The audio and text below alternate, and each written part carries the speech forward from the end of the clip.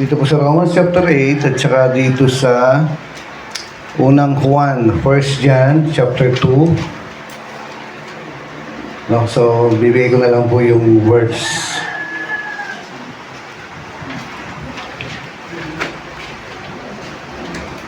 So Romans, dito muna tayo sa Romans chapter 8. Okay.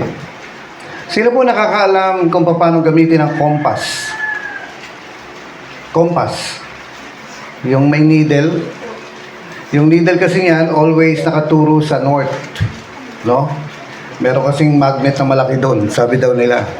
No? Pero, ito kasing mundo natin ay merong magnetic field dito eh. Kaya isa talagang diretsong ganon. Okay.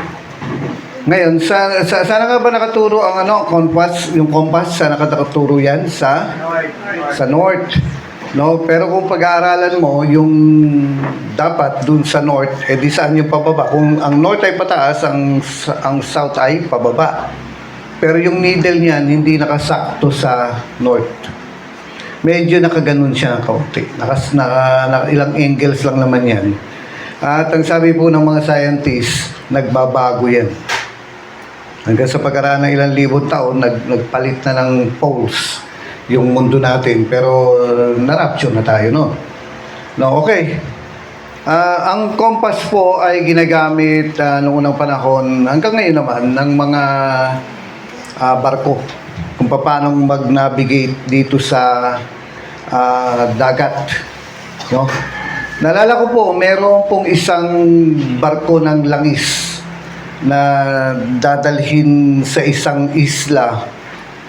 Ngayon, yung isla na yon o yung lugar na yon, hindi po ako sure kung isla talaga kasi malaki, ay binabawalan po ng Amerika na bigyan ng langis. May sanction. Kumbaga, bawal mag-deliver ng langis doon.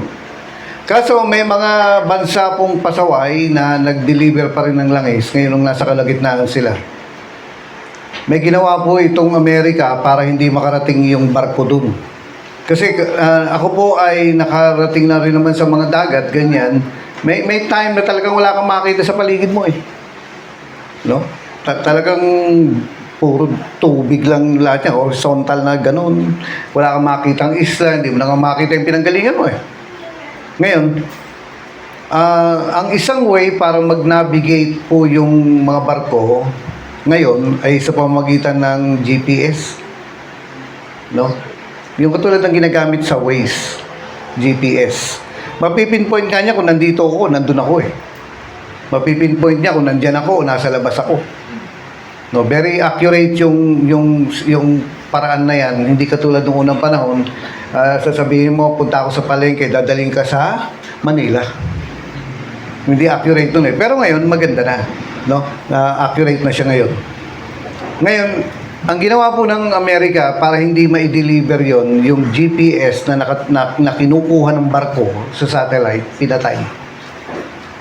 Kaya ngayon, yung barko, ilang araw na palutang-lutang sa dagat kasi hindi makaalis eh. Kasi hindi na nila alam yung direksyon. Wala na silang makita eh. No? At meron mga barko po na galing doon sa pinanggalingan ang nag-rescue para lang mag-guide sila kung saan pupunta. No? Ngayon, dito naman sa dito sa Santo Tomas, siguro mga 5 beses na po ako nakarating dito. Dito. No, at dito sa pulpito, mula doon hanggang dito, ilang beses na rin ako nakarating. Siguro more than 100 na kasi pa-CR-CR ka eh. Ngayon, sa tagal-tagal po ng pagpunta namin dito ni Pastor Badong, hindi makabisado eh. Hindi nyo napapansin yun. No, kung mga 5 beses pa lang kami nagpunta rito, hindi makabisado eh. At minsan po, naalala ko po nung unang panahon na meron kaming tapsilogan na kinakainan dito po sa may, thank you, Project 8, no? Project 23, tapat na tapat ng simbahan, walang waste, no? Alam niyo po, nagda-drive ako papunta ron. Ngayon, ang problema ko, mahina po ako sa mga direksyon. Yun ang kahinaan ko. No? Yung iba sa inyo, mahina sa pagkain. No, hindi mapigilan. Pero ako naman, ang kahinaan ko, mahina ako sa direksyon. Para kailangan 10 beses ko mapuntahan, 2 beses ko mapuntahan para tumatak sa isip ko. Ngayon, ang nangyayari po, nagtataka ko, yung isip ko, hindi matandaan yung papunta ron, pero yung paa ko, tsaka yung kamay ko, alam, na parang liliko ako dito Parang kakanan ako dito nakukuha niyo mga kapatid. Parang dito yun hindi ka sigurado, pero parang, andun ka nakatira ka, nakaasa ka doon sa parang. No, sabihin mo sa katabi mo, parang cute yung napangasawa. No? Parang lang. Hindi ka sigurado Ngayon, kami po ni Pastor Badong ay sabi ko siguro 5 beses na kami nakarating dito. Hanggang ngayon, si Badong po ay magaling mag-drive yan. Madali niyang matandaan. Pero kanina napansin ko, sa tagal-tagal na ang pagpunta namin dito, gumagamit pa rin siya ng Waze. Bakit? Hindi ganun kasigurado Nakukuha niyo mga kapatid. Kasi kung may Waze ka, hindi ka basta-basta maliligaw. At kung maligaw ka man, kasalanan mo na lang yan. No? Minsan, nagda-drive po ako at pinaglalaroan ko si Waze. Sasabihin niya, kumaliwa. Di ba? Kumanan. Yan si Waze Ngayon, sasagot ako, ayoko. No? Yung kumbaga, nagbibiro lang naman ako na ayoko siyang sundin. Ngayon, mga kapatid, ang isang regalo na binigay sa atin ng Diyos nung tayo ay naborn again. Ang isang regalo na tinanggap natin mula sa Diyos nung tayo'y kumilala sa Kanya, nagkaroon tayo ng relasyon sa Kanya, ay binigyan niya tayo ng Waze. Saan? Sa puso. No? Na hindi mo na kailangang umasa pa sa mga bituin para malaman mo yung kapalaran mo. Hindi mo na kailangang umasa sa mga baraha. Hindi mo na kailangang umasa sa palad sa kamay. Ewan ko, kung alam niyo po, tinuruan po ako ng tiyahin ko na magbasa ng palad No? Ang iniisip kong gano'n, yung paa kaya, may meaning din kaya yung guhit sa paa. Kasi guhit din naman yun Ngayon, hindi na tayo kailangang umasa doon sa manghuhula para malaman mo yung kapalaran mo. Ang mga Kristiyano ay binigyan niya ng regalo, isang gift mula sa Diyos, na nung tinanggap mo siya, tinanggap mo rin yung isip niya. Alam niyo po ba nakalagay sa Bible to? Na ibinigay sa iyo yung kaisipan ni Kristo. At kung binigay sa iyo yung kaisipan ni Kristo, marami kang alam. Meaning, walang malilihim sa iyo.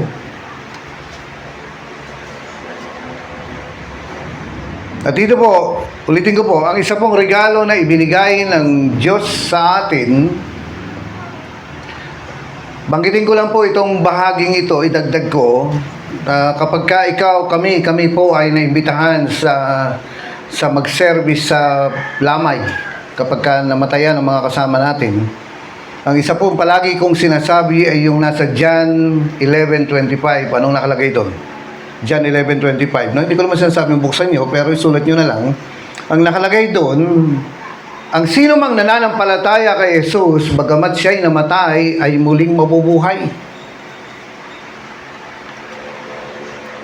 Ang sino mang namatay, ibig sabihin, nananampalataya siya kay Jesus, namatay siya. Kahit namatay siya, ay muli siyang mabubuhay. Ngayon, doon sa Biblia, ang interpretasyon doon, literal. Mabubuhay na literal. Okay. Kapag ang isang Kristiyano, isang taong tumanggap kay Jesus, ay namatay. Ito nga yung palagi kong sinasabi. What if? Sino pa pwede mag-volunteer dito na kunyari namatay? Meron ba? O si Jeff daw. Tinuro ito si Jeff. Halimbawa, sabihin natin, yan si Jeff. O kunyari, patay ka na. Paano bang mamatay yun? Yan. No? Halimbawa, namatay si Jeff at si Kristo na sa kanya. Ngayon, lahat ng experiences. Ngayon, sabihin natin, ililibing na si Jeff mamaya. No, saan mo ba gustong ilibing? Sa apartment? O saan ba? Sa condominium? Saan mo gusto? O gusto mo, nandun ka na lang sa bote? No? Nasa sa'yo yan. Okay. Ngayon, pagkatapos mamaya, kinabukasan, si Jeff ay nasa nakaraan na natin. Pass na siya.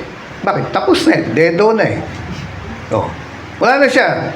Maalala mo na lang si Jeff sa isip mo at sa picture, sa Facebook, yung mga memories. Yung mga memories does not exist anymore. Nabubuhay lang siya dito. No? Ngayon si Jeff, nandun na, kapag kinabukasan, bukas, Lunes, at nililibing siya mamaya, masasabi natin na si Jeff ay nandun na sa nakaraan natin. Pero, dahilan sa tinanggap niya si Jesus, si Jeff ay mapupunta sa future natin. Ano ibig sabihin? Magkikita-kita tayo ulit. Okay. What if kung sabihin natin yung si Jeff, no? Hindi ko alam ano ba paborito mong ulam, Jeff? Ha? Ulam? Ano? Mantika, ano? Ha? Ano bang paborito mong ulam? Siligang na baboy. Ngayon, kapag ka naiinis ka, ano yung ekspresyon mo? Gumaganon ka ba? Hindi. Ano nga? Gumaganon ka ba? Umiiling-iling ka ba? Okay. No? What if kung sabihin natin, bago mamatay si Jeff, ilagay natin siya, kunin natin yung buong pagkatao niya, yung nakaraan niya, yung ugali niya, yung pangarap niya, yung mannerism niya, yung ayaw niya, yung gusto niya, yung type niya, yung kinainisan niya, at yung mga gusto niya, i-compile natin yan, kunin natin lahat at i-save natin sa USB. What if? No? Na yung buong pagka-Jeff, yung buong siya, yung mga alaala niya nung bata siya, nung pinalo siya, no? Nung na-inlove siya, nung binasted siya, nung nagkainlaban sila nung best friend niyang lalaki. Halimbawa, no? Ngayon, isa-save natin yung time na nasaktan siya, umiyak siya, isa-save natin lahat sa isang USB. Ngayon, hindi kaya ang ganda? Tapos kapag ka namimiss mo si Jeff, isasaksak mo na lang siya sa may computer. At lalabas si Jeff doon at makikipagkwentuhan sa'yo. At yung sagot niya ay na iyong pa rin. Pati yung pangarap ni Jeff, yung hindi niya inabot na mga taon dahil maaga siyang nawala, pwede kayong magkwentuhan. Pwede niya sabihin sa'yo, pwede niya ikwento yung mga magagandang nakaraan niya at yung mga hindi magandang nakaraan niya, yung mga nakasakit sa kanya, nakapagbigay sa kanya ng kasiyahan, pwede kayong magkwentuhan, nakasave. At kapag ka tinatamad ka na kausapin si Jeff, alisin mo lang, papatayin mo yung computer. What if kung pwede yung ganun? Di ba ang ganda? So si Jeff, pagka namatay, hindi tapos na. Wala na, hindi ganun. Kung hindi, nandito lang siya. At ito po ang isang regalo ng Diyos sa mga Kristiyano. Alin? Na kapag tinanggap mo si Jesus, isa-save ka niya. Hindi sa isang USB, kung hindi sa langit. Bakit? Walang capacity kasing malaki para i-save yun eh. No? Siguro tera-tera, quadrillion terabytes, hindi ko alam. Walang akong alam na USB na ganong kalaki para i-save yung buong karanasan, yung buong personality, yung buong katauhan, yung buong pangarap, yung buong siya. Pero alam niyo po ba, itong regalo ng Diyos sa atin, ginawa niyang posible na ang bawat isa na tumanggap kay Jesus ay i-save niya, hindi sa USB, kundi sa langit. Kaya nga nakalagay po sa Biblia, kahit siya'y namatay, muli siyang mabubuhay. Ngayon, ano ang ginagawa mo kapag nag-type ka ng maraming documents, tapos biglang papatayin mo yung computer, ano mo nang gagawin mo? Para hindi masaya. Isa-save. At ganun ang ginawa ni Jesus sa atin. Sinave tayo. Kaya anong tawag natin sa Kanya? Savior. No? Niligtas niya tayo. Nakasave tayo sa Kanya. Na kahit mamatay tayong lahat, kahit ikaw, ako, darating ang time, maaaring mangyari naman yun kung di tayo abutan ng rapture. Pero, ito po ang pangako ng Diyos eh. Huwag kang mag-alala. Hindi ka na madidelete. Nakasave ka na. At nakalista pa nga sa aklat ng buhay na nakasave ka. Nakadocument yan. Nakadocumented yung kaligtasan mo. Ito ang isang regalo na ibinigay ng Diyos sa mga Kristiyano na kapag ikaw ay namatay, hindi ka parang aso, pusa, daga, na wala na. Nakasave ka. Kaya, hindi ka lang nasa nakaraan. Yes, kapag namatay ka, nasa past ka na. Natin, nila. Pero at the same time, ikaw ay nasa future din namin. Magkikita-kita tayo lahat. Ito ang regalo na ibinigay sa atin ng Diyos dahil tinanggap natin siya. At ang isa pang regalo, no? So dalawa na, ay ito. Sa verse 14, ang sabi niya, for as many are led by the Spirit of God, these are the sons of God. Ano ibig sabihin? Ang mga anak ng Diyos ay gagabayan ng Espiritu ng Diyos. Ano ibig sabihin ng verse 14? Ang mga anak ng Diyos ay gagabayan ng Espiritu ng Diyos.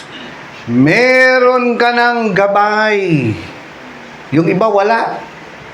Yung mga hindi tumanggap kay Kristo, wala silang gabay. Ang gabay nila ay panlabas. Kailangan nilang magbayad sa manghuhula. Kailangan pa nilang daanin sa kara-krus yung buhay nila. Kailangan nilang umasa sa palad nila.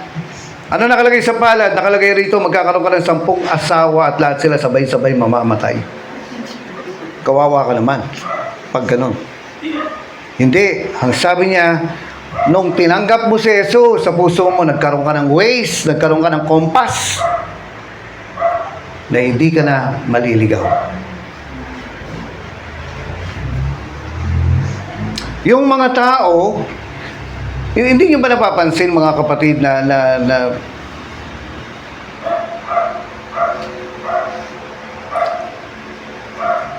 hindi nyo ba napapansin minsan sa mga desisyon sa buhay, merong parang mali. Parang hindi tama ito. May nagsasabi sa yung ganun. And yet, lahat ng logic, lahat ng gusto mo, nakikita mo na ito gusto mo, mag-a-abroad ako dito. May nag-o-offer sa akin ng magandang lugar dito na ang laki-laki ng sweldo, lahat ng logic, lahat ng reasoning, lahat ng pangangatwira mo ang sinasabi, kunin mo na. Pero may nagsasabi doon sa loob mo, parang mali. Hindi niyo napapansin. Ito sinasabi niya, ang mga anak ng Diyos ay gagabayan ng Espiritu ng Diyos. May mga tao po na hindi ko po sinasabi yung palagay, hindi ko po tinutukoy dito yung instinct o yung kutob ng unbeliever. Kasi ang Espiritu ng Diyos wala sa unbeliever eh. Kapag wala sa si Kristo, wala sa Espiritu. Nakaasa ka sa palagay. Pero may promise si Lord na sabi niya, once na tinanggap mo si Jesus, magkakaroon ka ng kompas. Magkakaroon ka ng maiisip mo na ganyan, tinitingnan mo, ganda-ganda niya, pogi-pogi niya. Pero may nagsasabi dun, parang hindi siya. Yan ang sinasabi niya. Nakukuha niyo mga kapatid. At pag minsan kailangan mong manahimik, kailangan mong mag-pray, kailangan mong manalangin ng matagal para tumahimik ang lahat. Alam niyo ba, isa sa pinakamaingay po, ang napansin ko, isa sa pinakamaingay sa bahagi ng katawan ng tao ay yung tiyan niya.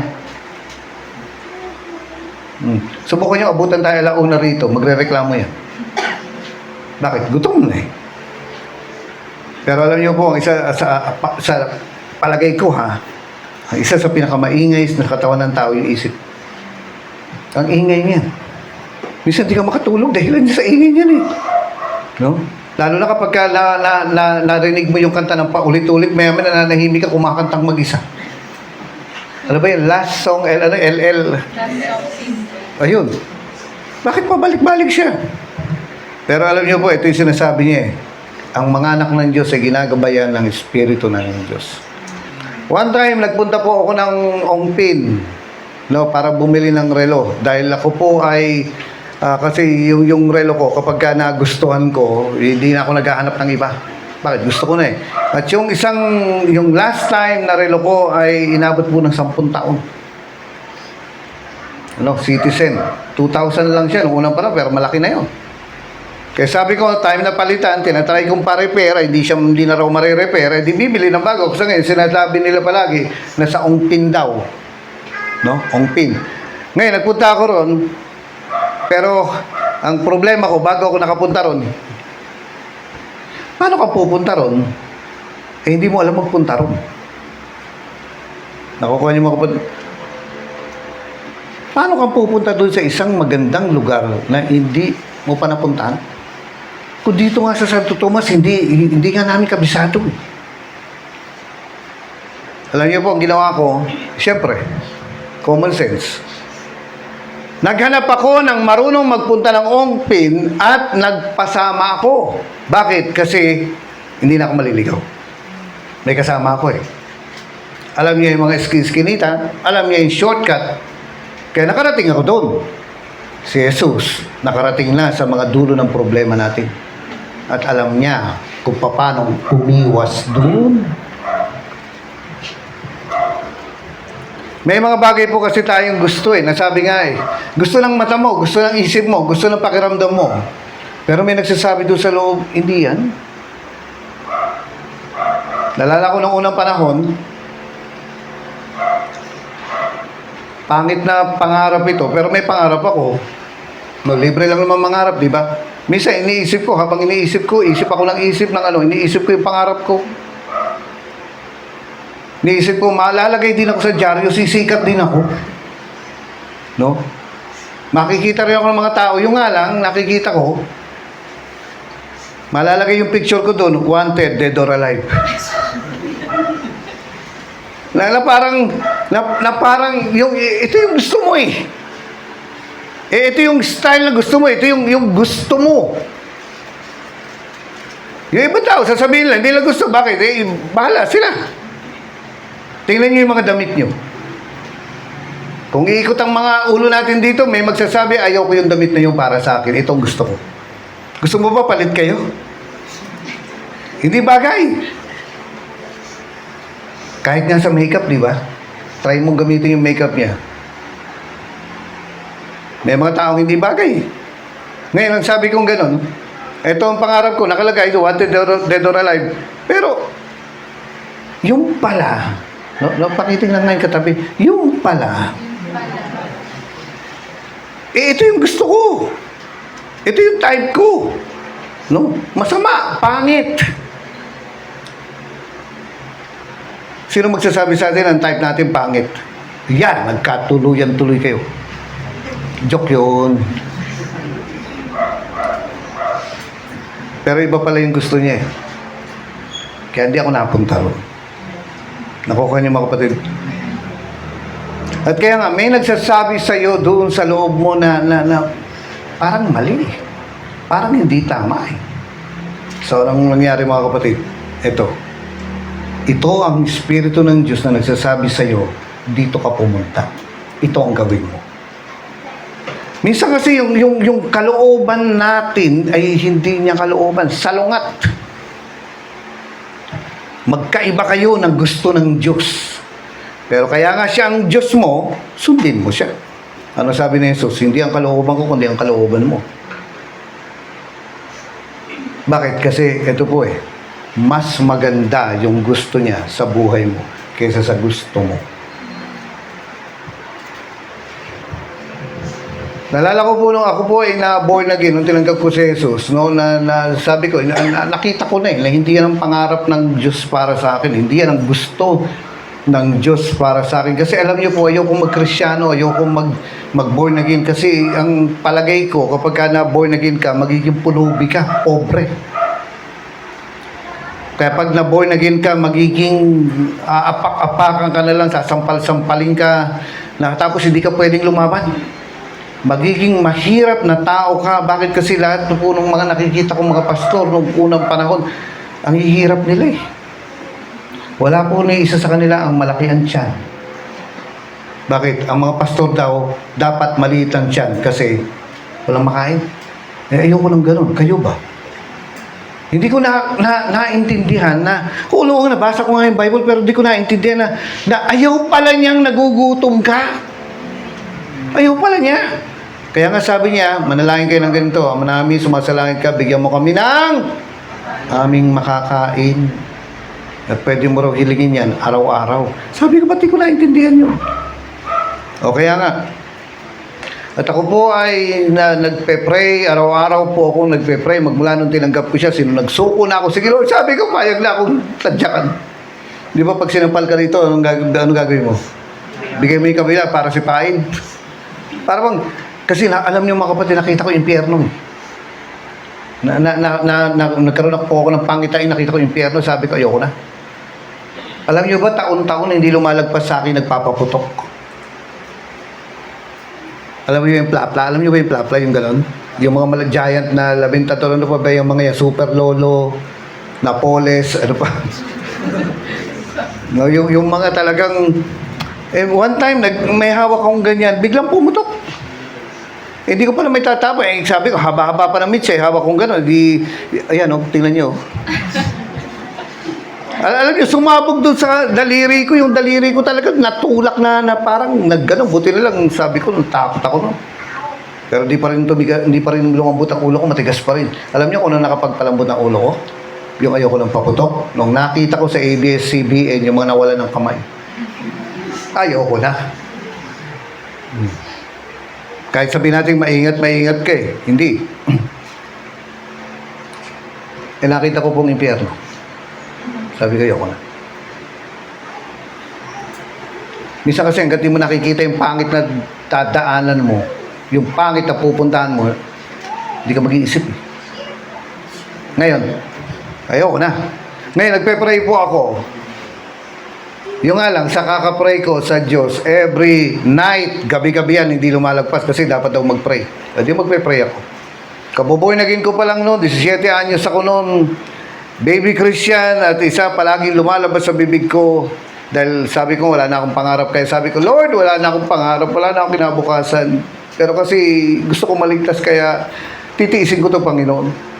O di kinabukasan na naman, pe-pray na naman ako. Lord, maraming salamat sa lahat, salamat sa pagpapala. Pero Lord, wala na akong pangarap, wala na akong kinabukasan. Kasi gusto kong maligtas sa iyo sa impyerno kaya titiisin ko 'to, Panginoon. At kinabukasan na naman, Lord, wala na akong kinabukasan. Wala na akong kinabukasan, pero dahil sa natututunan kitang mahalin, sige Lord. Tapos kinabukasan na naman, Lord, wala na akong kinabukasan. May kinabukasan nga, kaya kinabukasan. Pero bukang bibig ko, wala na akong kinabukasan, wala na akong future. Kasi puro masama lang ang plano ko. Ano sabi nga nung iba? Paglaki ko, gagayain ko tatay ko. Pero yun eh. Wala na akong kinabukasan, wala na akong kinabukasan. Palagi ko na lang sinasabing, wala akong kinabukasan. At sa palagay ko, dumating ang time, ang Diyos po nagsawa. Di ba kayo minsan yung anak niyo, wala nang ginawa, ma. Tapos hinihila-hila pa yung damit yung gano'n habang, ma, pa. Yung isang bata eh, 9 months nilang iniintay bago lumabas. Nung lumabas na, sige, pagtingin nila kamukha ng lolo, bakit walang buhok, walang ngipin? Pero kumbaga, mahal na mahal niya, pero bandang uli, pag ayaw na magpababa, 2 taon na, ayaw magpababa, anak naman, pababa ka naman, nagsasawa na ka. Pakitanong mo yung katabi mo, pinagsawaan mo ba akong noon, ma? Sa palagay ko, hindi ko naintindihan. Baguhan pa lang ako eh. Baguhan Kristyano pa lang ako. Para feeling ko, nagsawa ang Diyos eh. Sumagot. Narinig ko. Walang tao doon. Pag alas 12, no, nandun po ako sa kwarto ko, nakabukas ang ilaw, nakalakang pinto, baka biglang may pumasok eh. Makita niyo, nakaluhod ako. Narinig ko yung boses ng Diyos. Hindi ako nagkakamali dito sa left side ko. Sabi po ng boses, anak, hindi ko inalis ang future mo. Ang inalis ko ay yung pangit sa future mo. Alam niyo, magmula noon, hindi na ako nag-complain. Matauhan ka. Bakit kasi? Ligtas ka na sa kapahamakan. May mga sa katabi mo, gaganda ka pa. Ang inalis ng Diyos, tingnan niyo mga kapatid, ano? Kahit saan tayo magpunta, kahit isda. Pinakamaraming kumakain ngayon po ng manok at saka isda. Yung isda. Bago mo pakinabangan ng isda, tatanggalin mo yung hindi masarap. Bubutasin mo yan dito, hihiwain mo yan, aalisin mo yung hindi masarap. At nung naborn again tayo, ganun ang ginawa ng Diyos sa atin. Inalis niya yung magiging kapangitan natin. At binigyan niya tayo ng gabay na hindi ka na magkakamali. Alam niyo po, ang sinutukoy niya rito, sabi niya gano'n, no? For as many are led by the Spirit of God, these are the sons of God. Ang mga anak ng Diyos ay pinapatnubayan ng Espiritu ng Diyos. Alam niyo, ibig sabihin nito, andun yung potential mo, nandun yung realidad na hindi ka na magkakamali. Hindi ka na dapat magkakamali. Ito yung kasiguraduhan na dahilan sa Kristiyano ka na, dahilan sa tinanggap mo na siya, hindi ka na magkakamali. Dapat hindi na. Nandun yung potential, nandun paano ko bang mas maganda sabihin? Nandun yung posibilidad na hindi ka na dapat nagkakamali. Dapat nagkakamali pa rin yung mga Kristiyano, sumusuway. Kasi hindi ka naman pupersay ng Diyos.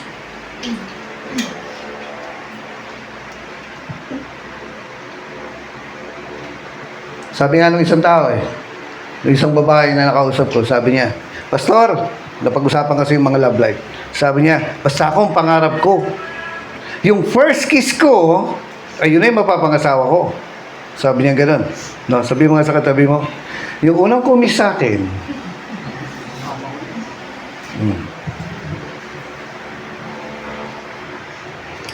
pero may mga time kasi na hindi nagkakatotoo.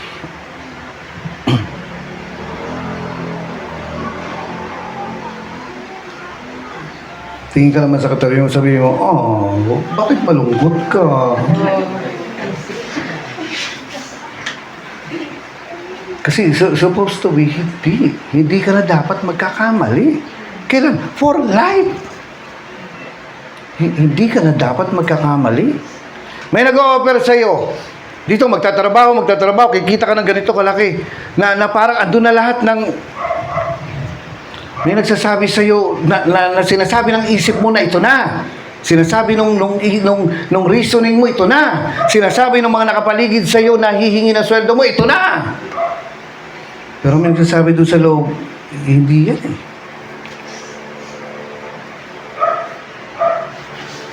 Paano kung nagkamali ka? Gandang-ganda ka sa kanya. Nalala ko yung yung kasamahan namin noon sa bahay. Sabi niya, alam mo boy, sabi niya sa akin, maliit pa ako noon. Sabi niya, yung nanliligaw sa akin, 10 taon na. Iniisip kong gano'n, talaga, 10 taon. Hindi ko naman naintindihan pa yan. Nung malaki-laki na kami, sabi ko, saan nanliligaw sa'yo? Wala na. Sabi ko, ano nangyari? May asawa palang iba kaya pala 10 taon. May asawa pala.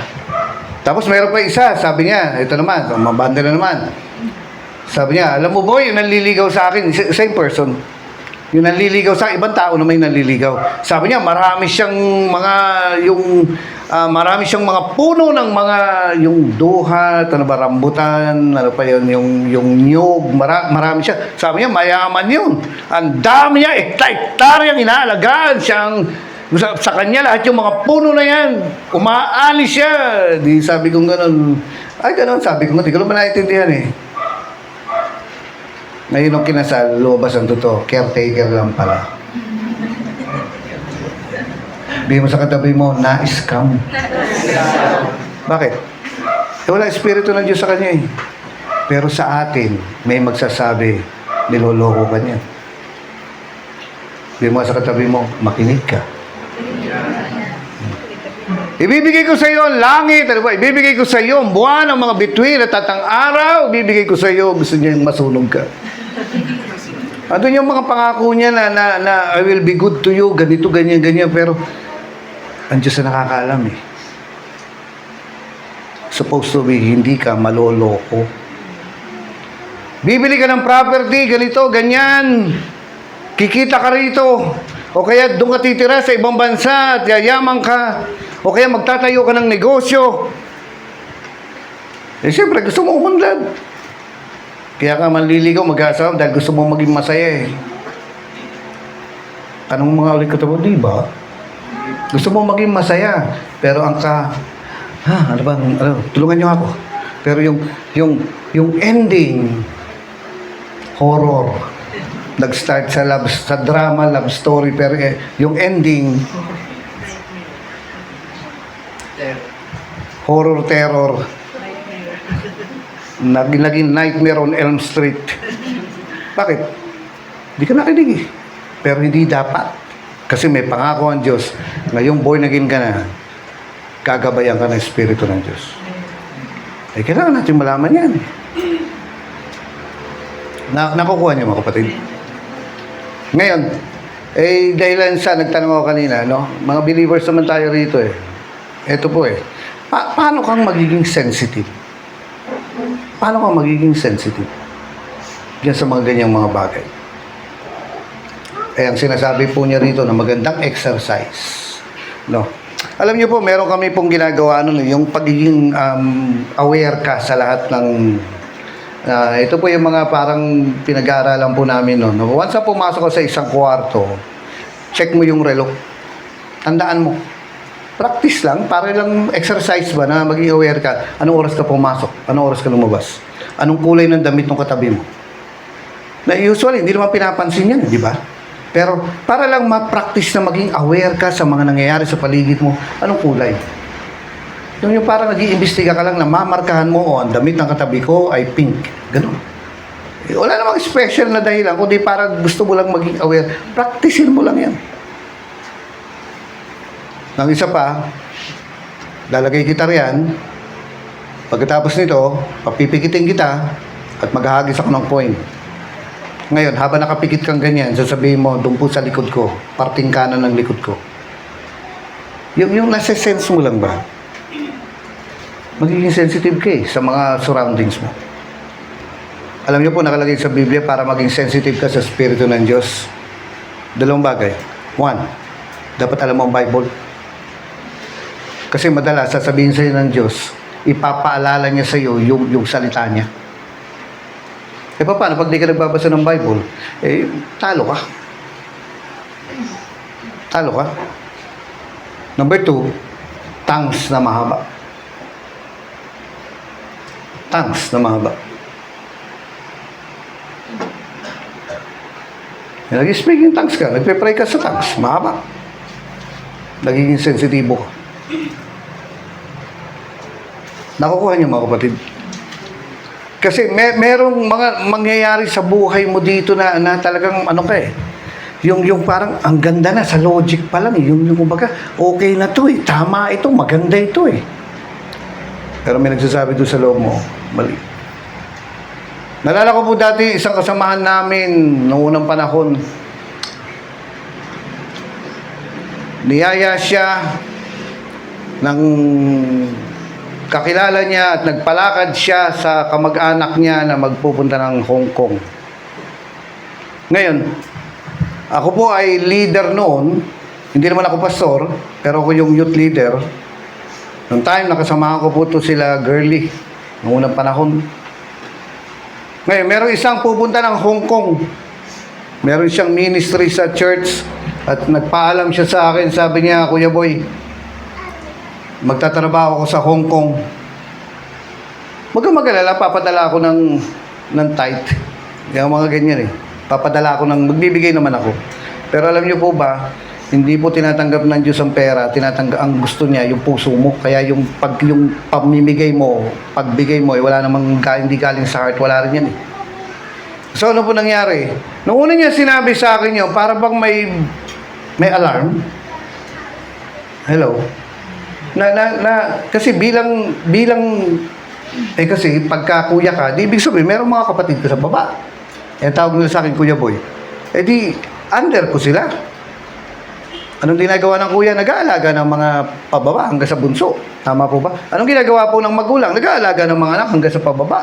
Hanggang kay bunso. Ngayon, nung sinabi niya sa akin yun, napupunta siya sa Hong Kong, nung time na yung maraming loko-lokong, huwag daw banggitin yung word na loko-loko. Dapat daw, loko-loko. Kailangan bang slang? Na parang, may mga parang loko-lokong recruiter. Excuse me po doon sa term, loko-loko na lang. Ngayon, parang, hindi ko naman naintindihan yung mga ganyan, pero doon sa loob ko bilang kuya, sa simbahan po ito, simbahan, no? Kasi ngayon tawag niyo sa akin pastor pero dati kuya lang eh. Okay lang naman kahit anong tawag sa akin. Pero doon sa loob ko may nagsasabing wag. Parang, no! Wag ka tutuloy.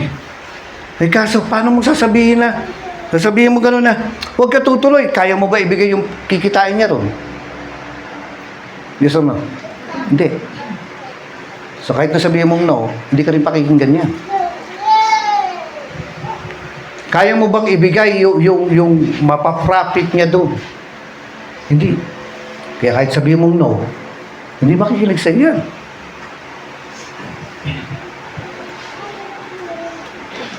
Ngayon, sabi kong ganun sa kanya, pag-pray mo muna. Bakit? Kasi habang pinag-pray mo, pumapangit ang lasa eh, kapag di ka looban ng Diyos. Nagbabago eh. Nakuha niyo mga kapatid. Naalala ko po ang nanay ko dati, na dumaan po kami sa sobrang kahirapan. Na dumating po ang time, yung 10 piso, pinagtatalunan namin magkapatid. Ilan kami? 3. 4 kami, isa nandun sa ibang bansa. Dumating yung time sa buhay namin na yung 10 pesos pinagtatalunan namin.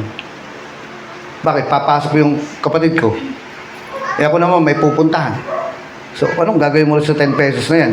Wala pa atang coin ng 10 pesos, no? Parang yung gano'n. Yung kulay brown. Yung iba kasi nakaganon eh. Sinino yun eh. Ngayon, yung basta kulay brown niya na 10 pesos, wala na siguro ngayon yan. Ngayon, sobrang hirap namin.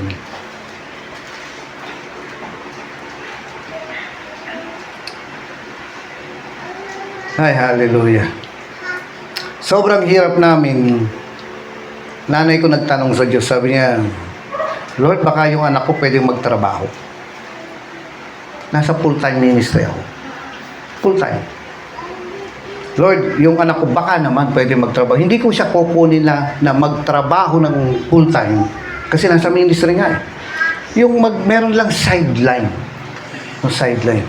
At pinag-uusapan nila, may kakilala po ang nanay ko na ipapasok ako. Hindi ako nagkakamali, parang sa Honda. No? Ano magiging trabaho sa Honda? Ako magiging may-ari. Joke lang. So, basta ipapasok ko na part-time lang. Kaibigan ng nanay ko, kaya parang kumbaga malaya daw ako kung ano yun lang pwede kong gawin. Wala akong time na parang pabor nga lang eh. Alam niyo po, doon sa ibang bansa na nakarinig po ako ng sabi niya gano'n eh, nung nakarating ako sa ibang bansa, sabi niya gano'n, ka nang uuwi, yayaman ka dito. Ano gagawin ko? Sabi kong gano'n, ay marunong ka sa computer, yayaman ka dito. Pero ito po eh, nagtanong ang nanay ko. Sabi niya, Lord, baka pwede. Hindi naman niya pipilit. No? Hindi nga niya sinasabi sa akin eh. Si Lord lang ang kausap niya, tapos may kausap siya na baka sakaling sa Honda daw, ganito. Pero alam niyo, kakatanong lang nanay, kakatanong. Huwag kang apurado. Magtanong ka lang. Alam niyo, madali, yung mga kasabihan na madaling mangutang, ngunit mahirap bayad. Madaling magtanong, mahirap hintayin ang sagot. Pag nagtatanong ka sa Diyos, magtanong ka. abangan mo ang sagot. Ngayon, sabi po ng nanay ko, no, kinukwento niya sa akin, alam niyo po, nagtatanong, paulit-ulit lang tanong, bakit naghihintay ka ng sagot eh? Alam niyo, nung nandun siya sa kusina namin, biglang sumagot ang Diyos, nagtanong siya, sumagot ang Diyos. Sabi gano'n ng boses, nakarinig daw siya ng boses. Huwag mong pakialaman yung anak mo. Nandun siya sa perpektong kalooban ko. Ay, nanay ko napaupo doon sa kusina at iyak ng iyak. Bakit? Makakaraos din kami sa problema. Saan manggagaling ang tulong ko? Sa kanya. Alam niyo ba, lagi, nagtatanong ako noon, sabi ko, ako naman, nung time na yun, nandun ako sa recto, yung simbahan natin. Nandun ako sa pinaka-tuktok kasi may attic yun.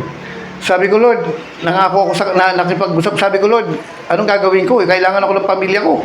Tingnan niyo mga kapatid, ha? Tatay ko may sakit, mula dito pababa, wala na siyang pakiramdam. Bakit? Nagkaroon ng bukol, nagkaroon ng tumor. Yung lola ko, may sakit, hindi makita ng doktor yung sakit. Yung kapatid ko, may sakit din, hindi rin maintindihan ng sakit. Umuubos ng pera yan. Umuubos ng tapos ang negosyo namin, nagbumagsak. Yung mga ari-arian namin na batak. Wala nang natira. Maliban sa isang lupa. Ano yun? Yung lupa sa Baler na kinatatayuan ng simbahan.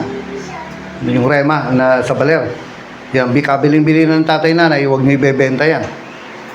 Eh, galang mo nanay tatay mo, huwag may benta. Kasi binigay sa simbahan eh. Eh wala ka ng pera, 10 piso nga pinagtatalunan nyo na eh. Eh, kailangan ko pumunta rito. Sabi ng kapatid, kailangan ko pumasok eh. Yung 10 piso nung unang panahon, malaki na. So, paano to ngayon? Alam niyo mga kapatid, purihin ng Panginoon kasi nung tinawag niya ako, wala pala siyang planong pagbakasyonin ako. Bakit? Nakalagpas kami sa sobrang kahirapan nang hindi ako maalis sa ministry. Ano pa nangyari? Yung tatay ko, palagi ko sasabihin ito, bakit? Totoo nangyari. Sabi ng 4 na doktor, yung isa galing sa Amerika, doon nag-aral, ang sabi niya, your father will never walk again. Hindi na. Hindi na lalakad ang tatay mo.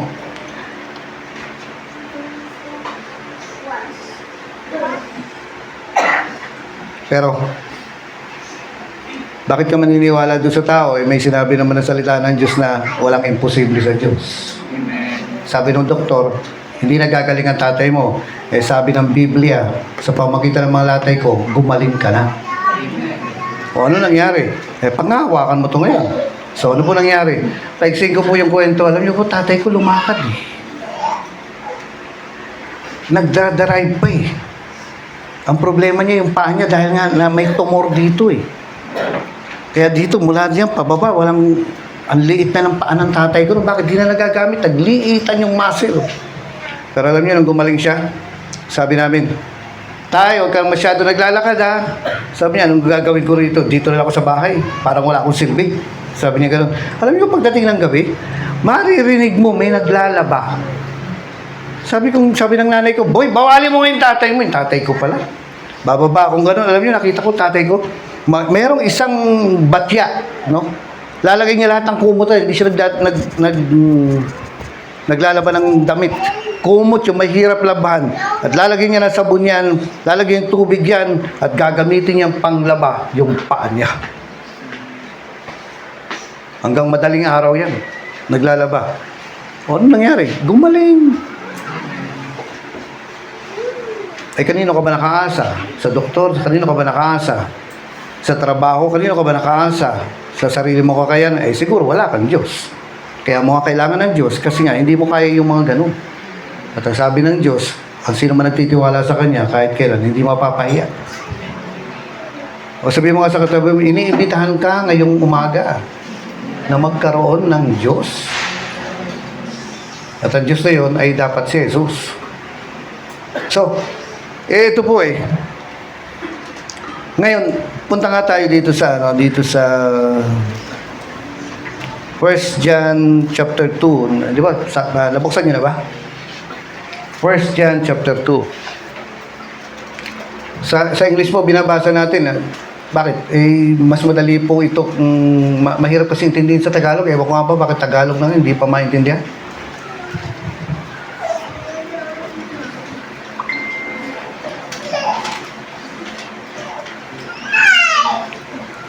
First John chapter 2 verse 27. Okay. But the anointing, sabihin natin anointing, which you have received from Him, yung anointing na tinanggap mo mula sa Diyos. No, sabihin mo sa katabi mo, may tinanggap ka daw. So may tinanggap ka, ha? Ngayon, but the anointing which you have received from Him abides in you. Ibig sabihin, nakatira daw sa iyo. You do not need that anyone teach you. Hindi na kailangan may magturo pa sa iyo. Ano ibig sabihin to? Hindi na tayo makikinig ng turo ni Kuya Boy. Hindi na tayo manunod ng Benny Hinn. Hindi na tayo manunod ng Kenneth Hagin. Yung ba ibig sabihin nun? Sabi niya ganon, but as the same anointing teaches you concerning all things. Aba, tuturuan ka daw nitong anointing na to sa lahat ng bagay. Hindi ilang bagay, kundi lahat ng bagay. Tuturuan ka daw niya. Na hindi mo na daw kailangan makinig. Ano yun? Hindi ka na nga makikinig sa mga teacher, sa pastor. Ito po yung binabanggit ko sa inyo. Merong nagsasabi sa iyo doon na pwede pang gumanda ang buhay mo. Pwede ka pang gumaling. Hindi mo nga lang maintindihan, pero parang may nagsasabi sa iyo na hindi mo kailangang manatili dito sa kahirapan. Hindi mo kailangan manatili dito sa lagi na lang kulang, wala. May nagsasabi sa iyo na pwede akong umangat pa ang buhay ko.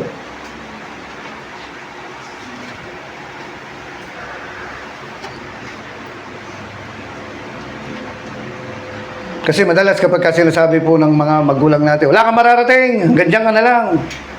Pero kapag tinanggap mo si Kristo, may bumubulong doon sa loob mo. Ang sabi niya, pwede pang gumanda ang buhay mo. Pwede ka pang gumaling sa sakit mo. Pwede pang maabot yung pangarap mo. Pero paano? Hindi ko nga alam. Pero may nagsasabi sa'yo, pwede mo lagpasan ito. Pwede kang maging matagumpay sa buhay na to. Hindi mo kailangan maging mahirap. Hindi mo kailangan maging malungkot palagi. May nagsasabi sa'yo na, higit pa ang pwede kong marating. Ayoko nasasayang ang buhay ko dito sa ganitong klase ng buhay na ang sikip-sikip. Ang liit-liit. Na hanggang dito na lang ba ako? Mayroong nagsasabi, may nagtuturo sa iyo doon sa loob mo na ang sinasabi niya, pwede ka pang umasenso, pwede ka pang magtagumpay, pwede ka pang... Nakukuha niyo mga kapatid. Hindi katulad ng mga sinasabi ng tao, ganyan ka na lang, walang mangyayari sa'yo, wala kang pera, pangit ka. Ngayon, ikaw naman, tatanggapin mo na lang yun. Hindi, pwede pa. May sumisigaw dun sa loob. At sabi niya, ito yung tinanggap ko. Ito yung anointing. Na kahit sabihin mong gano'n, hindi ka magiging matagumpay. Bobo ka. Yan ang mga sasabihin sa'yo. Wala kang alam, wala kang silbi, inutil ka. Hanggang dyan ka na lang. Pero pag na-born again ka, may bubulong doon, may sisigaw doon. May magsasabi ron na, kaya mo to. Na pwede akong may marating na mas higit pa dito. Ingat ka, maya-maya, yung pinipintasan mo yan, maya-maya, may pajero na yan. Oh. Ingat ka, nilalait-lait mo yan ngayon, pero maya-maya, kita mo, matagumpay na yan. Talo ka pa. Buti nga, mabait sa'yo, ginawa kang driver. Dati nilalait-lait mo lang. Bakit? Yan ang trabaho ng Espiritu ng Diyos sa mga born again. Na hindi ka niya pasusukuhan. Tandaan niyo po mga kapatid, hindi ka susukuhan ng Diyos. Maaari nga ikaw, sumuko ka ng sarili mo eh. Pero may nagsasabi doon. Kaya nga sabi niya gano'n, no? Concerning all things. Ito yung magbibigay sa iyo ng tamang desisyon. Patungkol dito, patungkol dyan, patungkol dito, may magsasabi sa iyo, anak, huwag yan. Anak, dito ka. Eh, parang mali eh. Pero may nagsasabi nga doon sa loob mo eh. Pag sinunod mo yun, tatagumpay ka. Hindi ito yung parang motivational na ewan. Hindi, biblical ito. Nasabi niya ganon, but the anointing which you have received, yung tinanggap mo, kailan mo tinanggap yan? Nung born again ka. Alam niyo mga kapatid, kapag na born again ka, ang isang aalisin ka ng Diyos, kung makikinig ka lang, aalisin ka sa kahirapan. Kung makikinig ka lang, aalisin ka niya dun sa buhay na punong-puno ng bitterness. Alam niyo ang pangako niya sa mga Israel? Umalis kayo dyan. Pumunta kayo doon sa lupang ibibigay ko sa inyo. Isang lupaing umaagos ang pulot at gata. Pulot. Ano yung pulot? Honey. Ano yan? Matamis. Dadaling ka niya sa doon sa buhay na matamis. Eh, yan ang trabaho ng Holy Spirit.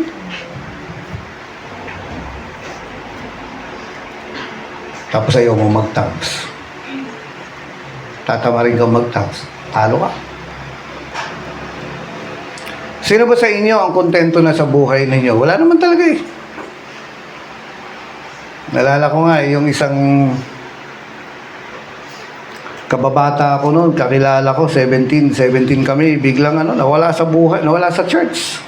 No? 17 years old. Matagal namin magkakababata kami noon eh. Eh ngayon, hindi ba nung nabuhay naging ka, niyaya mo sa church? Nagyayayaan kami. Eh, bigla nawala. Iniisip ko, saan kaya nagpunta yun? Ganon. No? Pakita ng mga katabi, hindi kaya ikaw yun? Alam niyo, later on, nalaman ko na kung ano nangyari. Nabuntis pala. Nagkaroon ng anak. Ngayon, malaki na anak. Nagbalik sa simbahan. Sabi ko, ano nangyari sa'yo? Ito na, nagkwento na. Sabi niya, ayun nga, nabuntis nga daw siya. Tapos ito, araw-araw daw, lasingan sa bahay nila. Bakit? Yung pangasawa niya, lasenggo. Araw-araw lasingan. Sabi niya gano'n, di ako tatagal ng ganito. Alam niyo, gusto ba ng Diyos yun? Hindi. Kung nakinig lang siya. Kasi kahit kailan, hindi sasabihin sa'yo ng Diyos na umalis ka sa simbahan. Never. Kasi sabi niya, kung saan ang dalawa, tatlo, nagkakatipon, nandun siya. Dito yung ginaganap. At sinabi niya sa Hebrews 10:25, huwag niyong kakalimutang magsimba. So, ano nangyari? Sabi ko, ano nangyari? Ba't nandito ka? Asa yung asawa mo? Sabi niya, wala na. Pinalitan ako. Tingnan mo yung katabi mo. Sige, tingnan mo yung katabi mo. Sabihin mo nga, merong nakalaan para sa iyo.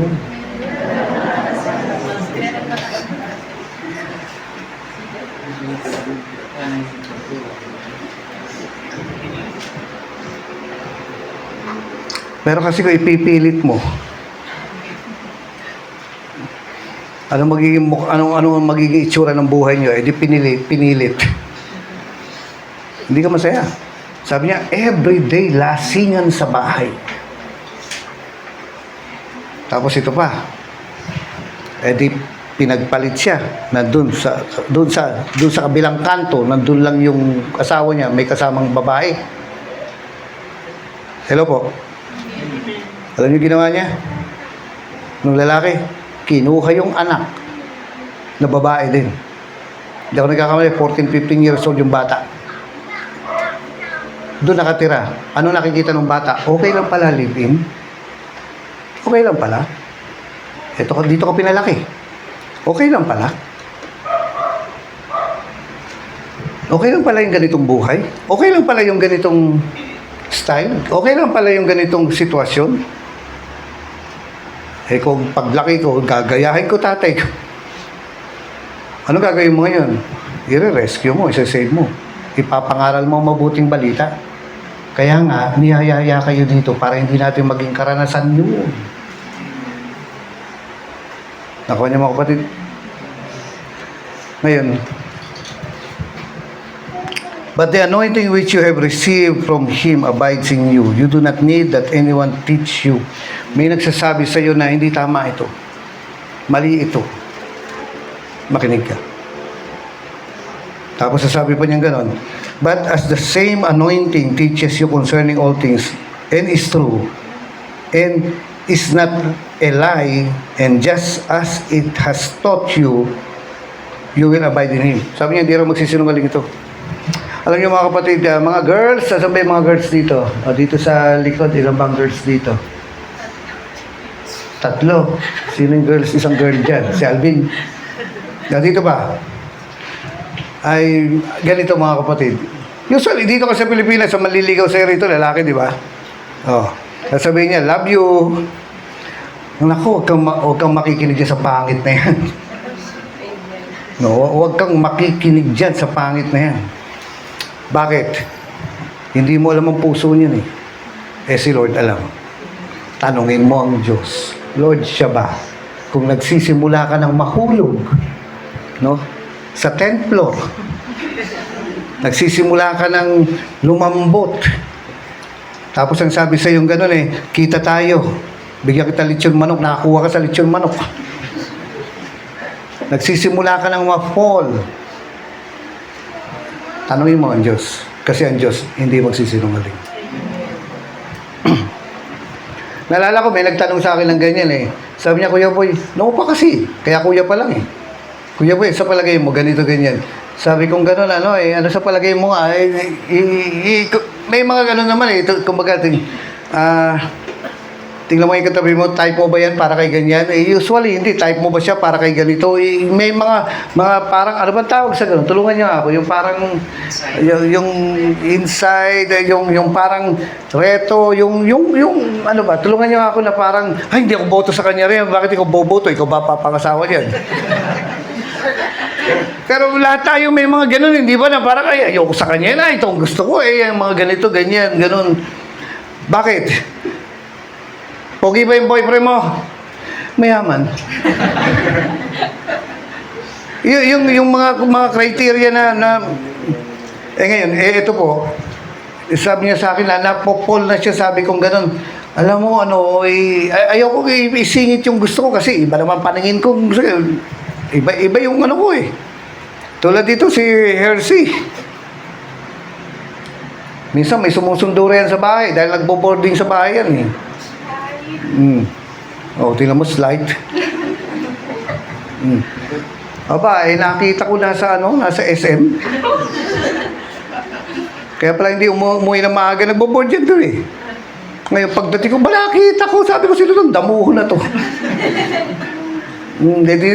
Siyempre, parang guardian na rin niya ako, ganon. No, pero meron kang preference na parang na hindi ko siya gusto para kay ganyan, hindi ko gusto para kay ganun. Pero hindi naman tayo ang tatanungin dito eh, kung hindi siya. Alam, sabi ko rin sa girl, sabi ko, huwag mo kong tanungin dahil hindi ko alam. Pag tinanong mo siya, sasabihin niya, kayo, siya piliin mo. Sabi ko, tanungin mo na lang siya kasi siya, hindi magsisinungaling. At kapag natutunan natin makikooperate dito sa ways na to, dito sa compass na to, dito sa guide na to, walang dahilan para magkamali tayo.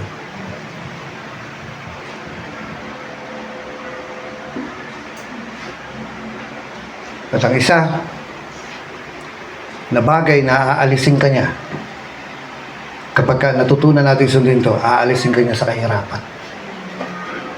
Ano pa? Sino may sakit sa inyo? Aalisin ka niya sa sakit. Bakit? Ayaw nga niya eh. Ayaw niya may sakit ka eh. Ayaw niya. Ngayon, kung magtatawag ako ng mga tao rito para mag-testify, meron eh. Bakit? Pinagaling ng Diyos. Gumaling eh. Ayaw ng Diyos na may sakit ka. Ayaw ng Diyos dyan na mahirap ka. Ang gusto niya, maganda ang buhay mo. Bakit? Para ikaw ay makatulong din sa iba. Hello. Nalala ko yung haba lang ako rito eh. Ako yung Jeff, gitara ka na nga dyan. Meron dito yung mga tao na ano, pagka, itong bata na ito, no? Hindi ako nagkakamali, 15 years old. O 15, pumunta sa church. Ngayon, dinala boyfriend ako, sabi kong gano'n, nagdala ka ng boyfriend mo. Eh di syempre, tinitingnan ko, alam niyo parehas born again. Parehas may Kristo, parehas may Holy Spirit, parehas nagtatangs. Pero tinitingnan kong gano'n. Sabi ko, parang may mali. Uy, kung naman, Kuya Boy, pareho, born again na nga eh. Yung unbeliever yan, pwede, born again na nga eh. Born again na nga eh. Pero doon sa loob mo, parang may mali.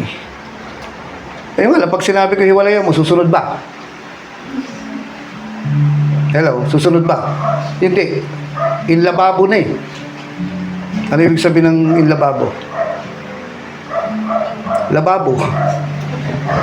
Inlab na eh. Kaya sabi kong gano'n, alam niyo, kinukwento sa akin ng nanay. Sabi niya, Pastor, ano bang pwede natin gawin dito? Sabi ko, kakausapin ko po. Pero alam niyo, ang pastor hanggang kausap lang yan eh. Hindi ka naman pwedeng talian yan sa ilong eh. Kung makikinig ka, mapapabuti ka. Pero kung hindi, mapapahama ka. Alam niyo po ginagawa nila? Maglo-load ng, ano ba yun, yung pang 1 week na unli. Unli data ba yun? Natutulog, magka-video chat. E di nakikita nila nakabukas ang bibig ng isa't isa habang tulog. Yung kumaga parang ganun sila ka-sweet. Ngayon, nag-church naman sila na kinukumusta ko. Pero kahit anong gawin ko, kumbaga, born again naman parehas. Aktibo naman sa prayer meeting. Aktibo naman sa activities. Pero, may something eh.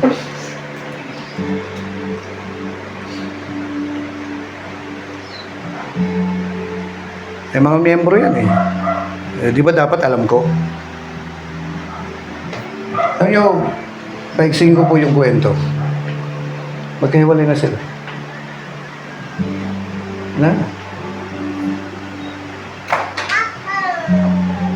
Pasintabi po ha. Madami na nangyari. Pero kahiwalay na sila. Sayang. Sayang. Alam niyo ba yung sakit niyan? Matagal mawala yan. May mga tao po akong kakilala, magmula nung nasaktan sila, kahit nag-asawa na, dala-dala pa yung sakit. Kaya sobrang higpit sa anak, sobrang sungit sa paligid, ang sungit sa mga anak. Bakit kasi? Nung kinausap, hanggang ngayon yung sakit na yun, na hindi pinlano ng Diyos na maranasan natin. Hindi. Dapat sinave ka ng Diyos dyan kung nakinig ka lang. Minsan sinasabi natin pagsubok, pero hindi pagsubok, kundi bunga ng mga pagkakamali. Yung ways, tingnan niyo pong gagawin ko, lulukuhin ko siya eh. Sabi niya, kumaliwa. Sabi ko, ayoko nga. Diretso ko. Alam ko naman dapat kumaliwa ako. Tapos, ang gagawin niya, ayusin niya ulit yan, di ba? Sasabihin niya, yung susunod, kumaliwa. Susunod na kanto yan. Eh, sabi ko, ayoko nga. Diretso pa ako. Eh, magre-reroute yan, di ba? Magbabapering pa yan eh. Pagkatapos sasabihin niya, kumaliwa, trying hard lang Diyos na sabihin niya ganun. Kumaliwa ka anak, bumalik ka na. Trying hard, hindi nagsasawa ang Diyos kahit niloloko mo na, kahit sinasadya mo na, tinitikis mo na ang Diyos, yung way, sasabihin pa rin niya sa'yo, kumaliwa. Bakit? Hindi nagsasawa ang Diyos na turo tayo doon sa tamang direksyon. Hindi. Ano matigas ang ulo ko eh. Diretso pa rin ako. Minsan nga lulukuhin ko pa eh, kakanan pa ako eh. Para lang paglaruan ko si Waze. Talo ka pagka Diyos ang pinaglalaro mo. Yung buhay mo, nilalaro mo, talo ka. Hanggang sa mamaya, pagod na ako, malayo na eh. Napalayo na ako sa destinasyon ko na sana madali lang pala sanang marating yung kagandahan ng buhay. Sana masagana na ako. Sana magaling na ako. Sana maganda na buhay ko. Pero pinili ko kasing magluko-luko eh. So mamaya malayo na. Pagod na ako. Pagod ka na. Kaya ang gagawin mo, susunod ka na ngayon sa Diyos. Nakarating ka rin. Pero tingnan mo, ang dami nang naaksayang gasolina. Bukod sa pagod ka, nag-aksaya ka na. Oo, nakarating ka. Excuse me po. Pero nabuntis ka na. Napahamak ka na. Pero, walang plano si Waze na dalhin ka pa doon. Walang plano ang Diyos na dalhin ka pa roon. Kung nakinig ka lang sana nung una, ganda na sana ng buhay mo. Pero kasi gusto natin kasi magloko-loko, mag-adventure. Gusto natin yung, ano kaya meron doon? Curious tayo. Alam lang Diyos ang nandun. Kaya nga dito ko niya pinapadaan eh, kasi para maiwasan mo yun.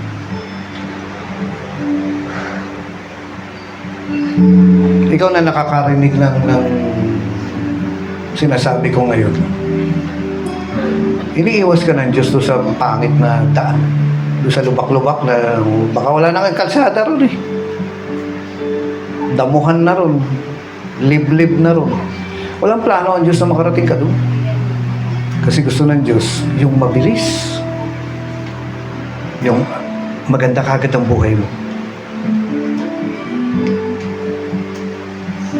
Makinig ka sa sinasabi ng Espiritu ng Diyos. Kung tinanggap mo si Jesus, makinig ka doon. Makinig ka sa pastor mo. Nagmamalasakit yung mga pastor nyo sa buhay nyo, sa kinabukasan nyo. Alam niyo kung merong isang iiyak kapag ka napahamak kayo yung pastor nyo.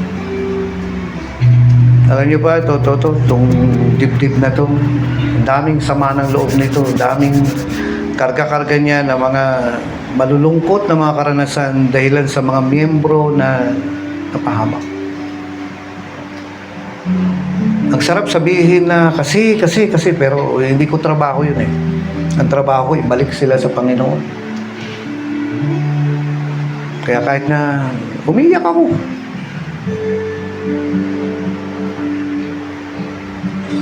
mabigat sa puso ng pastor yung ganon, pero ang trabaho ko hindi sila pagalitan, sila ay ituwid, ibalik sa Panginoon. Sa'yo lamang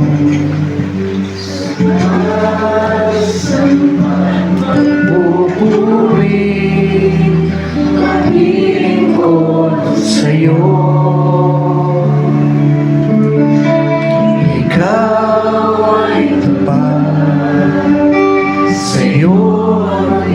Tiwala sa habang buhay.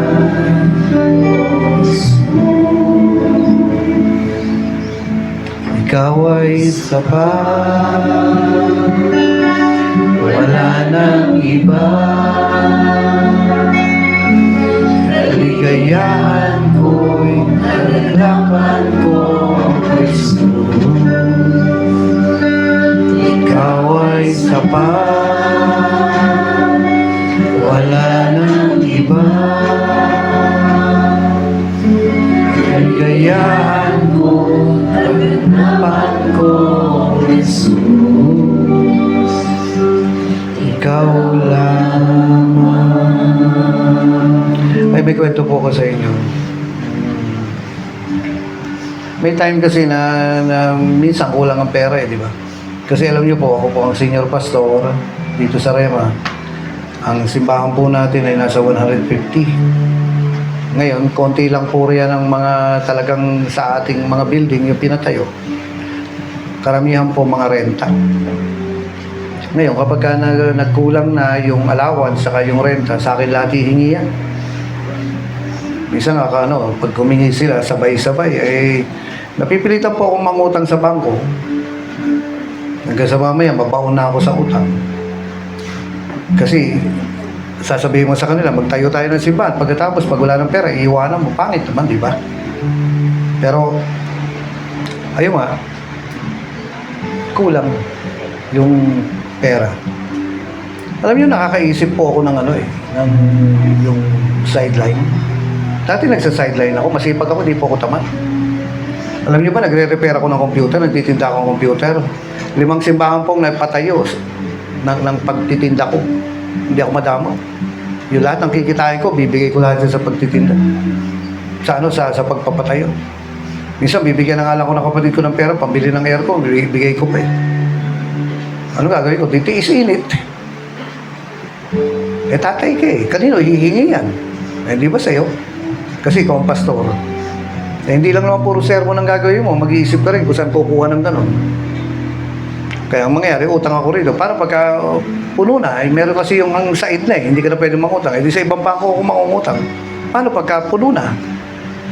Hindi ka na pwede umutang. Hindi sa ibang bangko na naman. Yan. Hanggang sa mamaya, maniningil yun. Mangungutang ko sa ibang bangko para ibayad ko yun. Tapos maya, ginaganon-ganon ko lang. Pero hanggang sa bumaon ako sa utang. Umabot po ako ng 100 milyon.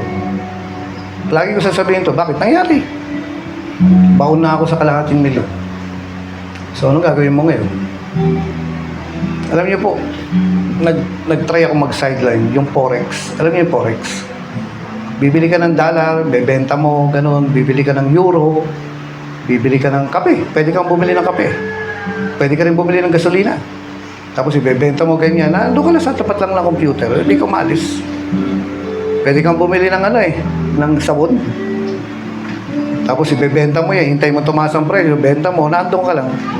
Pero nanakawin niya oras mo. Parang every 3 minutes, tingin ka ng tingin. Hindi ka na makapag-concentrate sa ministry. Pwede kang bumili ng ginto, ng silver, ng bronze, ng copper, ganyan. Pag mababa ang halaga, bilhin mo. Ngayon, pag tumaas yan, benta mo, kikita ka eh. May mga kakilala po ko rin na kumikita ng 1 milyon sa isang araw. Maano ka, matutokso ka, nainganyo ka. Kasi, alam niyo po, ang palitan ng pera dyan sa Forex na yan is $4 trillion a day. Ibig sabihin, may kumikita, may nalulugi. Ngayon, pag nape-pressure ka na, minsan kakagatin mo eh. So, ano nangyari po, kinagat ko na parang, Lord, pagpalayo mo ako Pero paigsihin ko po, hindi mo man lang tinanong kung kalooban ng Diyos eh. At kung tinanong mo man, hindi ka naghintay ng sagot. Kasi iniisip mo, wala na ibang solusyon eh. Ako yung mga kapatid. Kung tinanong mo man, hindi ka naghintay ng sagot. Kasi sa palagay mo, ito ang tama. Pero alam niyo po, doon sa loob ko, may nagagalit. Merong nagpo-protesta. Pexing ko po yung kwento. Alam niyo po, nalugi ako ng 150,000. Nawala. Natalo. Legal yan. Kasi lahat ng gobyerno, may ganyan. Yung mga bangko natin, BPI, BDO, nagpo-forex yan. Trading, kung tawagin natin, trading. Yung mga stocks, yung mga ganyan. Kasi hindi mo na kailangang umalis eh. Yung alang, hindi mo talaga kailangang umalis kasi nakatapat ka doon sa computer. At kung mag-jeep ka man, sasakay ka, yung cellphone mo nakabukas. Hindi ka makapag-concentrate. Alam niyo po, nung bandang huli, nalugi ako. Meron tinatawag na account manager. Siya yung mag-a-advise sa'yo. Sabi niya, nalungkot siya nung nalugi ako ng 150,000. Binigyan niya ako ng $500 para mag-invest daw ako ulit. So, tinanggap ko. Alam niyo, sa isang idlap, wala. Di mo sa katabi mo, parang malas siya dun. Kasi alam niyo, pag di kalooban ng Diyos, mamalasing kayo. Hindi kayo suswertihin dyan. Kasi itong kamay na to, hindi ito tinawag para umakit ng poste. Dahil yun ang course ko eh. Hindi ito tinawag ng Diyos para umakit ng poste, kumawak ng kuryente. Tinawag ito para mag-lay hands sa mga tao. At noong natauhan na ako, sabi ko, patawarin mo ako Panginoon kasi nape-pressure na ako. Pero kailangan ko ng pera. Panginoon, alam mo, hindi ako tamad. Nag-try ako na kumilos, gumawa. Doon sa paraang hindi ko mapapabayaan ang gawain mo. Patawarin mo ako, nagkamali ako. Alam niyo mga kapatid, anong bunga ngayon? Hindi na magpo-forex. At yung kalahating milyon, wala na akong utang. Bayad na. Nang hindi ako maalis sa ministry. God will provide. May paraan ng Diyos para umasenso ka, sumagana ka, nang hindi ka na mangungutang. Magna 9 years na po. Wala akong utang kahit ng isang kusik. Wala akong utang kahit sa Shopee, yung Shopee Pay. Alam niyo yun? Ano ba? S-Pay. Lagi ako sinasabi ng Shopee na activate ko daw yung wala na. Magna 9 years ngayon, wala akong utang. Kaya akong buhayin ng Diyos nang hindi ako mangungutang. Kaya ko pasaganahin ng Diyos nang hindi ako nanghihiram. God will provide. Tuturuan ka niyan. Amen. Ano nangyari? Ano nangyari? Ibang kwento na po, no? Pero aalisin ka ng Diyos sa kahirapan. Aalisin ka ng Diyos sa sakit. Sa Kanya dadalhin dun sa maganda at dun sa masaya. Dun sa may kapayapaan. Hindi ko naman sinasabi po sa inyo na huwag kayong magnegosyo. Kung diyan kayo tinawag, go. Dahil nung part-time ako, nung unang panahon, nag-business din naman ako eh. Pero napakapalad ko. Bakit? Kasi nakapagpatayo pa nga ng ilang simbahan yun eh. Pero ngayon, full-time na ako, iba na ang paraan ng Diyos sa akin. Parang tapikin mo yung katabi mo. Sabihin mo ganun, anak, sabihin mo, ayaw kitang pahirapan. Ayaw ng Diyos na alam niyo ba kung anong klaseng buhay ang gusto ng Diyos sa inyo? Gaano ba kayo gusto niya kayaman? Ito, gusto niya ganun kayo kayaman na hindi niyo kailangang may Sunday kayo sa trabaho. Yun ang totoo. Na may time kayo sa Kanya. Ganun niya gusto kayo kayaman. Ngayon, nahaba lang ako eh. Pero alam niyo, may nakalagay nga rito eh. Hindi natin topic ngayon eh. Sabi niya ganun, okay, magtrabaho kayo. Di ba? Ngayon, 6 na araw magtrabaho kayo. Yung isang araw sa akin yan. Yung Sunday. No? Pero alam niyo po nakalagay dito. Sabi niya, sige, 6 na taon magtrabaho kayo. 7 taon magtrabaho kayo. Sabi nga natin 7 years. 7 years. Hindi natin topic to eh. Pero sabi niya, pasasaganahin ko kayo na sa 7 taon na yan, 6 na taon lang kayo magtatrabaho. Yung isang taon, yung ika-7 taon, lilibre ko kayo. Hindi kayo magtatrabaho. Madami kayong pera. Isipin mo, 1 taong bakasyon. Ganda niya na. Tapos sabi niya gano'n, magkakaroon kayo ng sobrang ipon na hindi nyo kailangan magtrabaho ng 1 taon. Abay, gusto ko yun. Tapos pag magsisimula ka na, anong year ka magsisimula? Hindi pa pang ang 8 year na. Tapos sabi pa niya, papasok ka na sa ika-8 taon, mag-start ka na magtrabaho, pero sabi niya, yung kasaganahang ibinigay ko sa iyo, di pa ubos. Marami pang sobra. Ganun ang gusto ng Diyos sa atin. No? Huwag kayong gumaya sa akin, nagkamali ako eh. Pero ngayon, magna 9 years na, wala na akong utang. Yan. Ang problema ko, kung inuutangan, di nagbabayad.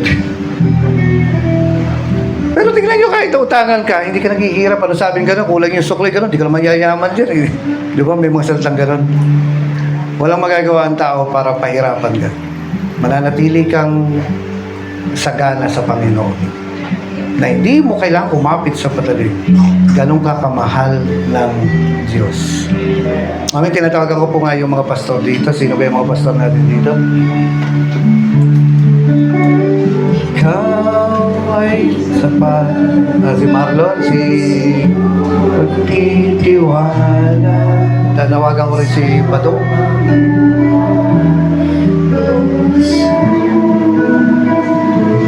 Ikaw ay sapat. Tatawagan ko rin si Wala Nang Iba. Halika, dito kayo.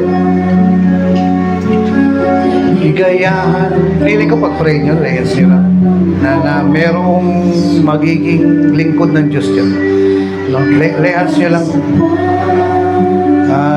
Sabihin natin, maging sensitive sila doon sa anointing na natanggap nila. Pag-pray natin. No? Ngayon, kung may naramdaman kayo na mag-worker yan, magpapastor yan, sabihin nyo.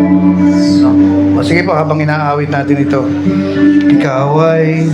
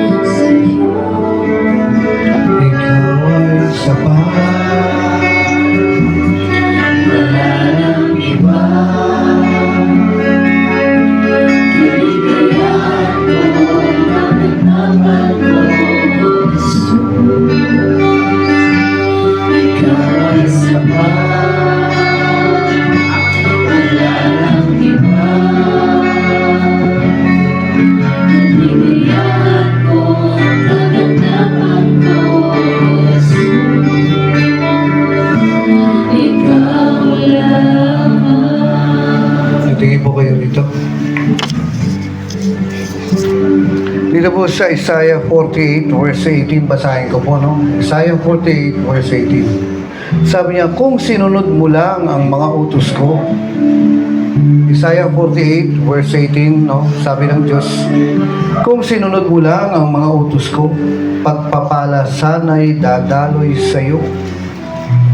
Parang ilog na di matutuyo ang agos.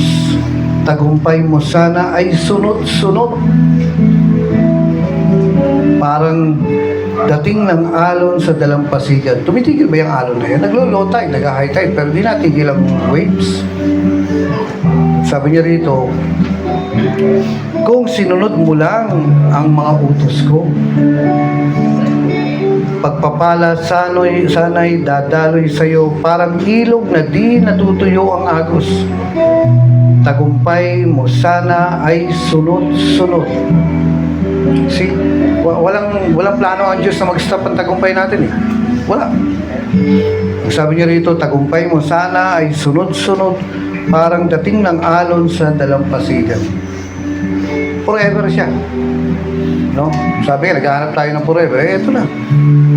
Kung matututunan lang nating sundin yung utos ng Diyos doon sa loob natin at sa kanyang salita, pagpapala sana'y dadaloy sa iyo parang ilog na di natutuyo ang agos. Tagumpay mo sana ay sunod-sunod parang dating ng alon sa dalampasigan. At last, dito po sa awit 32 verse 8, sabi niya, ang sabi ni Yahweh, aking ituturo sa iyo ang iyong daraanan. No, ang Diyos na sabi niya, tuturuan kita. Ako ang sa iyo ay magbibigay payo, kita ay tuturuan. Ulitin ko po. Ang sabi ni Yahweh, aking ituturo sa iyo ang iyong daraanan. Ako ang sa iyo ay magbibigay payo, kita ay tuturuan. Huwag kang tumulad sa isang kabayo o sa iyong mola na para tumigil ay kailangan pang hatakin ng renta. Sabi niya, huwag yung maaksidente ka pa para lang matauhan ka. Kasi ang sabi niya rito, ulitin ko po, aking ituturo sa iyo ang iyong daraanan. Ako ang sa iyo'y magbibigay payo. Hindi mo kailangan kung kani-kanino magtanong. Kasi kakausapin ka daw ng Diyos. At sabi niya gano'n, kita'y tuturuan. Di ba, ang isang problema po sa atin yung di natin alam kung paano eh. Siya nga daw magtuturo. No? Parang tao na tuturuan ka niya. At sabi niya gano'n, huwag kang tumulad sa isang kabayo o sa iyong mola na para tumigil ay kailangan pang hatakin ng renta. Huwag daw matigas ang ulo. Kasi gusto niya, madali lang.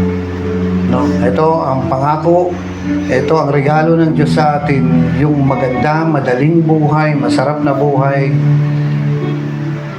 na hindi mo na kailangan may mag-advise mo sa iyo, kundi may magsasalita doon sa loob. No? Kaya,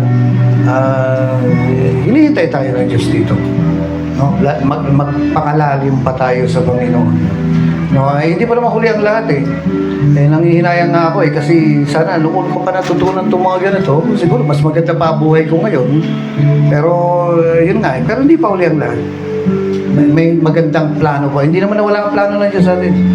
Yung magandang plano niya, andyan pa rin. At ang goal natin ay makarating doon sa paraan niya. Kaya nga, huwag kang lalayo sa simbahan. No? Wala naman sa inyo magtuturo dito kung paano magdroga o kaya magnakaw, di ba? Walang ganun dito. Kaya kayo niyayaya dito para makilala natin siya at yung pamamaraan niya. Amen. Alam niyo ba ibig sabihin ng ipa sa Diyos? Ito. At ako po ay nakikinabang na. No? Wala po akong trabaho, wala akong hanap buhay. No, wala, as in wala. Ako po ay nagpapastor lang na itong buong taon na to, ito yung first na bakante ako last 3 Sundays eh. Pero ito, start na yan, hanggang December yan, puno. So, alam nyo ba, binilang ko kung magkano yung traveling for 1 year, nasa 100,000. Pero hindi na ako takot ngayon. Bakit kasi? Natututunan ko na eh, na God will provide. Kahit wala akong trabaho, wala akong hanap buhay. No? Nakita ko na eh, pwede pala. Na hindi ko kailangan mangutang, hindi ko kailangan parang yung kumbaga magmakaawa sa tao. Na mabait pala ang Diyos. No? Mabuting tatay siya. At mabuting amo siya. No? Tingnan mo nga, wala kasi sa topic na to eh. Hindi ba nagtatrabaho ka? May incentives, di ba? Ito si tinutukoy ko. Tinuturo, di makita sa camera eh. Hindi ba, meron siguro kayo yung parang yung medical na yearly na, ano tawag dito? Yung kapag ka pumasok ka ron, merong libre na medical. inano ko yung meron nag-sponsor sa akin dito sa isang hospital yung yung medical na yung general check-up lagpas 10,000. Sabi ko mahal naman pala nito, kinuhanan na nga ako ng dugo, sinaktan na ako, magbabayaran ko pa siya. Ayan so nakita nila sa akin pati ultrasound lahat yun naman nakita hindi ako buntis.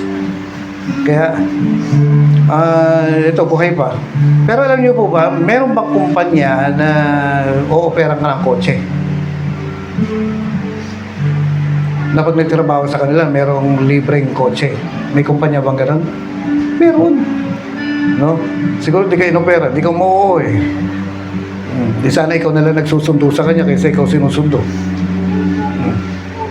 Pero alam niyo, dito sa Bible, saan ka makakita na kapag ka nagtrabaho ka, ibibigay niya sa iyo, bibigyan kanya ng bahay at lupa. Parang malalim naman na ata yun. Meron dito kasing scholarship sa mga anak habang empleyado ka. Tapos yung bibigyan ka nila sa sakyan habang nagtatrabaho ka sa kanila. Pero meron bang kumpanya na ang offer sa iyo, kung sa akin ka magtatrabaho, bibigay ko sa iyo ang pangarap mo? Meron bang ganun? Wala. Pero sa Bible, meron. Sabi niya, siya. Delight yourself in the Lord and He will give you the desires of your heart. Na kapag sa Kanya ka nagtrabaho, sa Kanya ka naglingkod, bibigyan niya yung pangarap mo. Ano to? Katang isip? Alamat? Hindi. Ito yung kaya nating makuha, ma-achieve sa paglilingkod natin sa Panginoon. Kaya sabi mo sa katabi mo, magpastor ka na.